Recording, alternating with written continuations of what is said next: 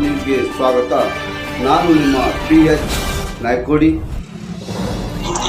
ವಿಜಯಪುರ ಜಿಲ್ಲೆಯ ರಥೋತ್ಸವದ ವೇಳೆ ಅವಘಡ, ರಥದ ಗಾಲಿಗೆ ಸಿಲುಕಿ ವ್ಯಕ್ತಿ ಸಾವು.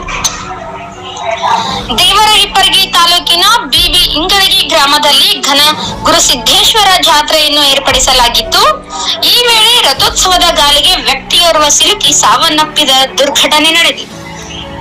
ಗ್ರಾಮದಲ್ಲಿ ಶನಿವಾರ ಸಾಯಂಕಾಲ 6ರ ಸಮಯಕ್ಕೆ ಘನ ಗುರುಸಿದ್ದೇಶ್ವರರ ಜಾತ್ರೆಯ ರಥೋತ್ಸವದ ವೇಳೆ ನಡೆದ ದುರ್ಘಟನೆ ಗ್ರಾಮದಲ್ಲಿ ನಡೆದಿದೆ. ಗ್ರಾಮದ ದೇವೇಂದ್ರ ಮನೋಹರ್ ಬಡಿಗೇರ್ 24 ವರ್ಷದ ಮೃತ ದುರ್ದೈವಿ ಎನ್ನಲಾಗಿದೆ. ತೇರು ಎಳೆಯುವ ವೇಳೆ ಮೈ ಮೇಲೆ ರಥದ ಗಾಲಿ ಹರಿದು ಗಂಭೀರವಾಗಿ ಗಾಯಗೊಂಡಿದ್ದ ಸ್ಥಳೀಯರು ತಕ್ಷಣ